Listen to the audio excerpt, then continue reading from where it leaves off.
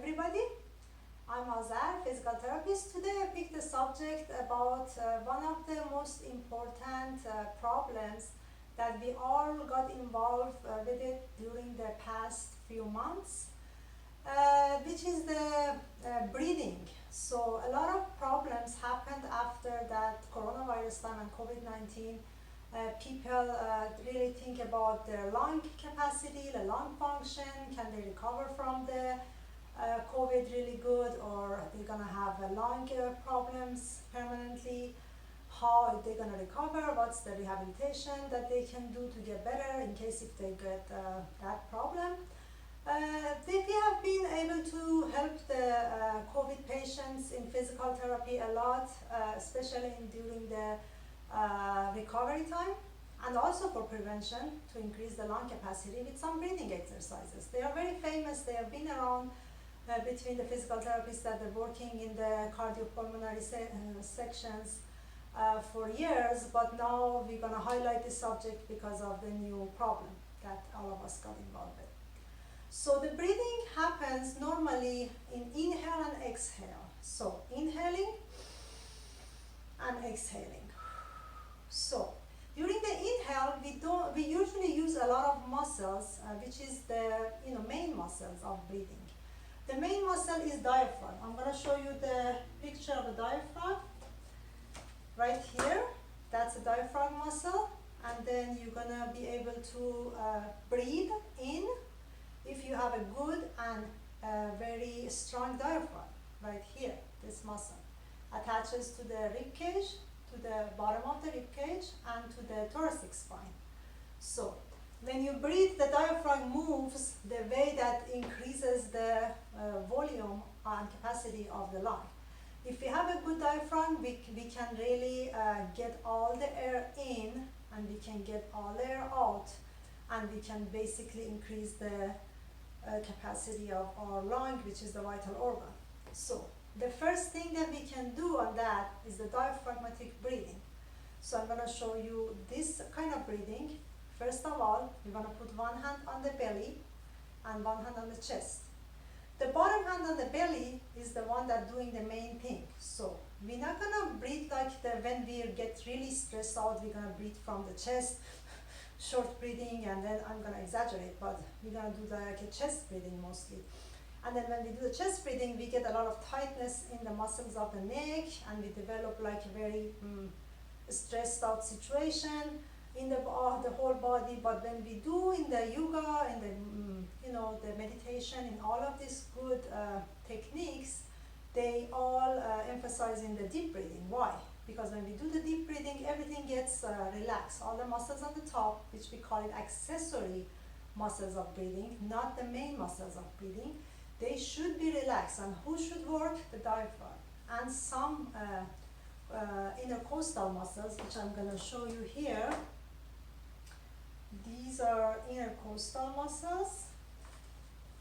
They are not as big as the diaphragm, but they play the role also. They should play a role, especially in inhale. Exhale should happen just with the normal basically recoil of the muscles of abdomen and the organs, and should be very passive motion. But inhale is really active, so we should be able to do the good inhale with the good muscles of the diaphragm and some intercostal muscles, not up here. Okay, so we're not gonna try to open up here, we're gonna try to open up down here. So one hand down here, one hand in the chest. First of all, we're gonna blow the stomach out with the breathing. I'm gonna show you in the side too, so you can see better. So I'm trying to blow out the stomach and make the stomach bulge out a little bit, okay? So, and then the second step, I'm gonna kind of try to blow in the chest and make the chest going a little bit wider and bigger. So it's two steps to it. So first, step one, the diaphragm, and then lower part of the ribs, and the step two is the chest. As you said, the neck muscle shouldn't be involved really. So the second way of doing that exercises, we're gonna try to do the sideways. We show you how to kind of assess how your lower part of the lung, which is very important, that's the area that we have the residual volume, the volume that we don't have access to it if we do the normal breathing. We have to do the deep breathing to be able to get access to that the residual volume down here on the ribs, on the inferior part of the ribs, rib cage basically. So I'm gonna put the towel like this, okay? So we have it loose, okay? We kind of have a space in here, assess that space, and then you try to, you see how that space changes a little bit? Even if I can make it a little bit wider apart, I can successfully breathe in from the diaphragm and from the basically lower part of the lung. So let's do it again.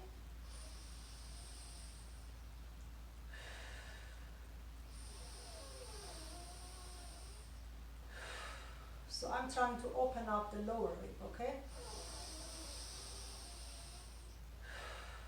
That way I can relax the intercostal muscles a little bit too, because if I have a tight intercostal muscles, I'm not going to be able to expand the rib cage that much. So I have to have a normal tone in the intercostal muscle, normal tone in the diaphragm, and I should be able to really mobilize that diaphragm and mobilize that ribs a little bit in the lower part to be able to do that kind of breathing.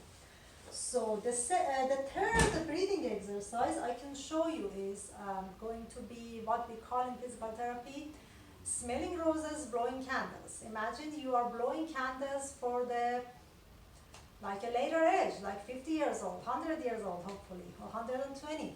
So you're gonna blow a lot of candles with the exhale, and you're gonna smell a lot of roses, like a garden of roses with the inhale. So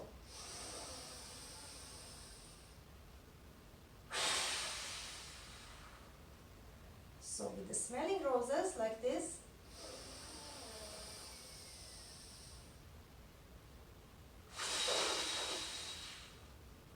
I'm blowing candles.